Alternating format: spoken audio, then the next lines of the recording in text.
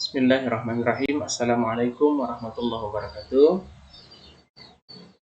Alhamdulillah, wassalatu wassalamu ala rasulillah, la hawla wa la quwwata illa billah, amma ba'd. Puji dan syukur marilah kita panjatkan kehadirat Allah Subhanahu wa taala.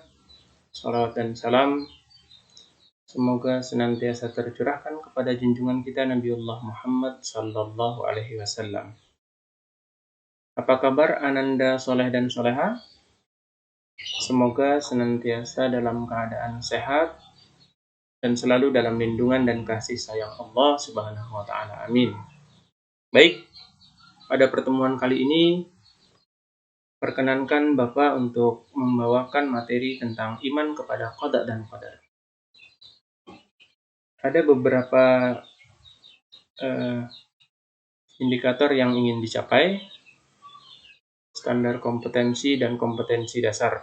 Kita mulai dari standar kompetensi, yaitu meningkatkan keimanan kepada qada dan qadar. Adapun kompetensi dasarnya yaitu menyebutkan ciri-ciri beriman kepada qada dan qadar, menjelaskan hubungan antara qada dan qadar, menyebutkan contoh-contoh qada dan qadar dalam kehidupan sehari-hari, dan yang terakhir menyebutkan ayat-ayat Al-Quran yang berkaitan dengan qada dan qadar. Indikator yang ingin dicapai yang pertama yaitu menjelaskan pentingnya beriman kepada qada dan qadar. Yang kedua menyebutkan ciri-ciri orang yang beriman kepada qada dan qadar. Yang ketiga menjelaskan pengertian qada dan qadar. Keempat, menjelaskan hubungan antara qada, qadar dan takdir. Yang kelima menjelaskan bahwa kejadian yang baik dan buruk itu merupakan takdir dari Allah. Yang keenam, membedakan pengertian takdir mu'allaq dan takdir mubram. Yang ketujuh, menyebutkan contoh-contoh takdir mu'allaq dan mubram. 8. Membaca dalil naqli tentang qada dan qadar. Yang kesembilan, mengartikan dalil naqli tentang qada dan qadar. 10. Menjelaskan maksud dalil naqli tentang qada dan qadar. Baik, kita masuk ke materi pembelajaran. Yang pertama kita akan membahas tentang pengertian dari qada dan qadar. Menurut bahasa, qadar itu artinya adalah ketentuan, pelaksanaan, hukum, atau keputusan. Sedangkan qadar itu artinya jangka atau ukuran. Adapun menurut istilah, qada adalah ketentuan suatu rencana dari Allah untuk dilaksanakan. Sedangkan qadar itu sendiri adalah rencana yang telah diberlakukan oleh Allah sejak zaman azali terhadap makhluknya, baik yang sudah, yang sedang, maupun yang akan datang, yang akan terjadi. Kesimpulannya, qada ini merupakan ketentuan dari Allah yang di dalamnya terdapat iradahnya untuk segala makhluk. Sedangkan qadar merupakan perwujudan dari ketentuan yang ada dan yang tidak akan pernah berubah sedikit pun. Karena qada, maka kehidupan manusia pada dasarnya adalah realisasi dari apa yang telah digariskan oleh Allah pada zaman azali, yaitu sejak permulaan zaman. Adapun wujud qada atau ketentuan-ketentuan tersebut dalam bentuk sesuai dengan iradah atau kehendak Tuhan, itulah yang dimaksud dengan qadar. Gabungan antara qada dan qadar itulah yang disebut dengan takdir. Iman kepada takdir yaitu mempercayai bahwa segala bentuk, baik itu baik maupun buruk, semuanya bersumber dari Allah Subhanahu wa taala. Takdir Allah tidak terbatas kepada manusia saja, tetapi dalam hal ini berlaku atas seluruh makhluknya. Hal ini sesuai dengan firman Allah Subhanahu wa taala di dalam Quran surah Al-Qamar ayat 49. A'udzubillahi minasyaitonirrajim. Inna kulla syai'in khalaqnahu biqadari. Yang artinya, sesungguhnya kami telah menciptakan segala sesuatu dengan ukuran atau ketentuan. Quran surah Al-Qamar ayat 49. Kemudian yang kedua, firman Allah Subhanahu wa taala yang berbunyi a'udzubillahi minasyaitonirrajim, ma asaba min musibatin fil ard wala fi anfusikum illa fi kitabim min qabli an nabra'aha inna dzalika 'ala Allah yasir. Yang artinya, tiada sesuatu bencana pun yang menimpa di bumi ini dan tidak pula pada dirimu sendiri, melainkan semuanya itu telah tertulis di dalam kitab Lauh Mahfuz sebelum kami menciptakannya. Sesungguhnya yang demikian itu adalah mudah bagi Allah. Quran Surah Al-Hadid ayat 22. Kesimpulannya, pengertian iman kepada qada dan qadar adalah meyakini dengan sepenuh hati adanya qada dan qadar Allah Subhanahu wa taala yang berlaku bagi semua makhluk sebagai bukti kebesaran dan kekuasaannya. Berikutnya, kita akan membicarakan tentang ciri-ciri beriman kepada qada dan qadar. Orang yang beriman kepada qada dan qadar akan memiliki ciri-ciri yang ditunjukkan dengan sikap sebagaimana berikut. Yang pertama, dia tidak akan bersikap sombong, dan takabur ketika mencapai kesuksesan atau keberhasilan. Tentu saja hal ini bagian dari kepercayaannya terhadap takdir Allah, bahwa Allah lah yang menentukan keberhasilan atau kesuksesan seseorang. Kemudian yang kedua, tidak mudah putus asa jika menemui kegagalan. Kemudian yang ketiga, ia senantiasa merasa yakin bahwasanya kesuksesan yang didapatkan semata-mata berkat karunia dan pertolongan Allah. Keempat, bersabar dalam menghadapi ujian dari Allah Subhanahu wa taala. Kemudian yang kelima, tawakal dan berdoa kepada Allah Subhanahu wa taala atas segala usaha yang telah dilakukannya. Kemudian poin terakhir yang keenam, ia tidak meminta pertolongan kepada selain Allah Subhanahu wa taala.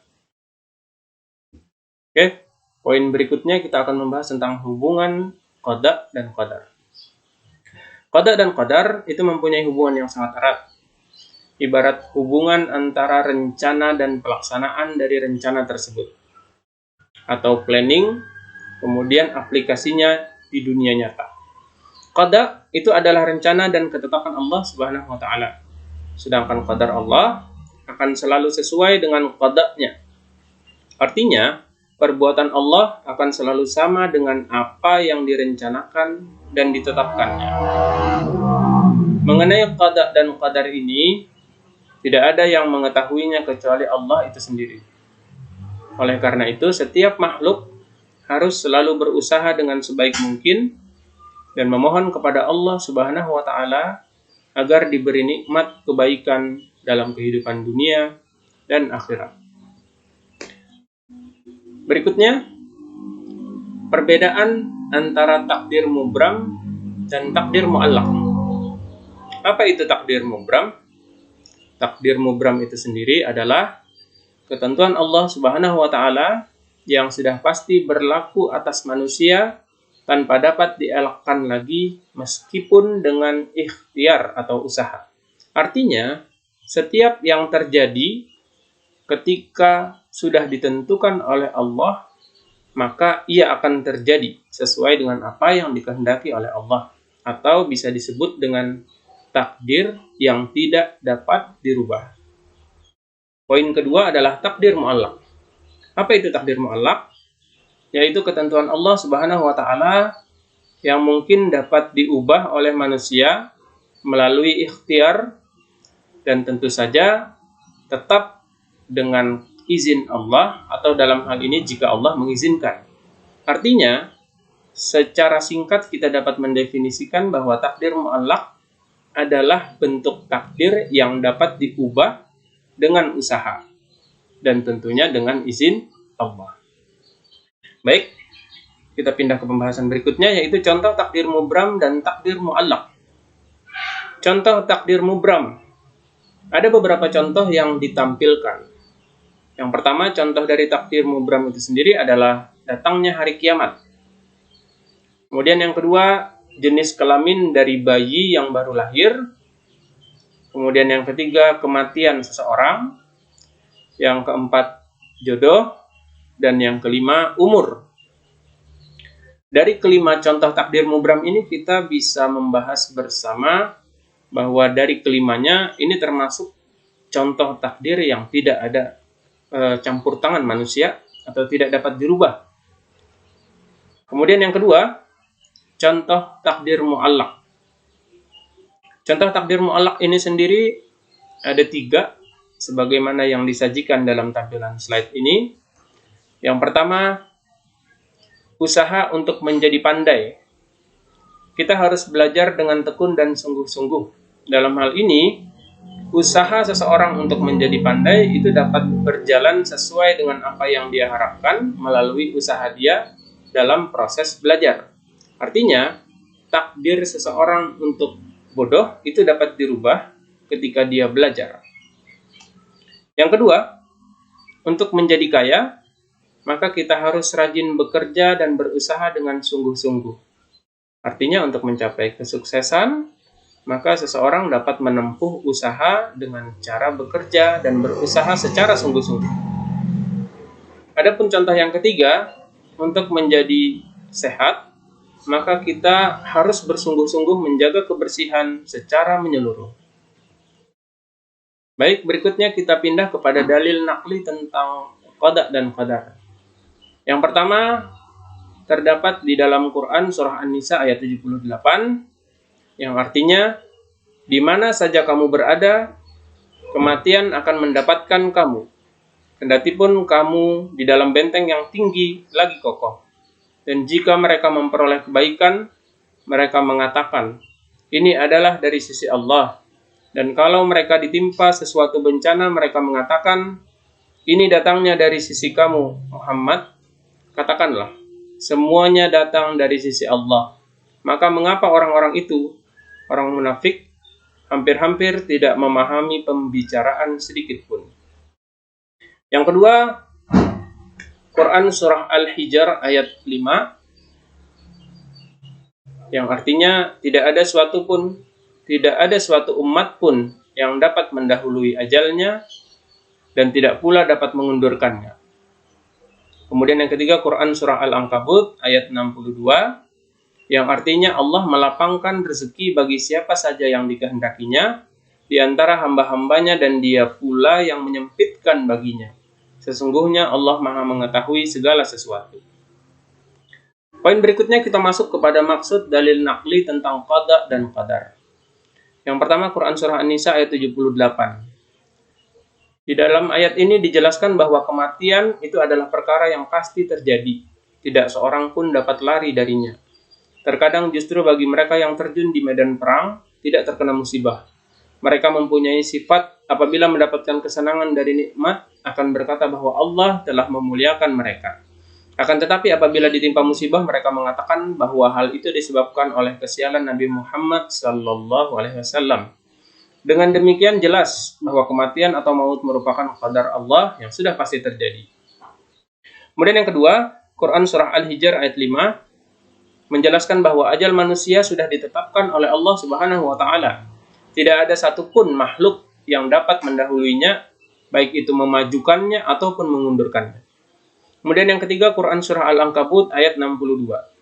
Di dalam ayat di atas dijelaskan bahwa Allah melapangkan dan menyempitkan rezeki bagi siapa saja orang-orang yang dikehendakinya, yaitu orang yang mau berusaha dan berdoa untuk memperoleh rezeki tersebut. Oke, berikutnya kita akan membahas tentang fungsi iman kepada qada dan qadar. Yang pertama, yaitu membangkitkan rasa perlunya berusaha dan perlunya bertawakal. Kemudian yang kedua, sabar menghadapi cobaan dan tidak putus asa karena sadar bahwa segala-galanya dari Allah. Hal ini sesuai dengan firman Allah Subhanahu wa taala. A'udzubillahi minasyaitonirrajim.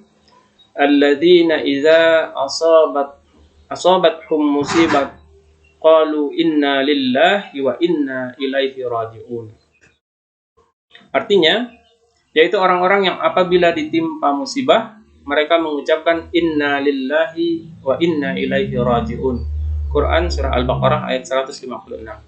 Kemudian yang ketiga, fungsi iman kepada qada dan qadar yaitu menumbuhkan sifat atau membiasakan diri untuk tidak bersifat sombong dikala mencapai keberhasilan, dan tidak pula berkecil hati dikala gagal atau tidak mudah berputus asa.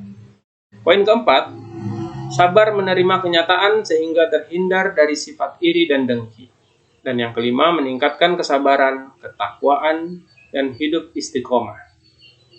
Baik, ini saja mungkin yang dapat saya sampaikan terkait dengan materi pembelajaran hari ini.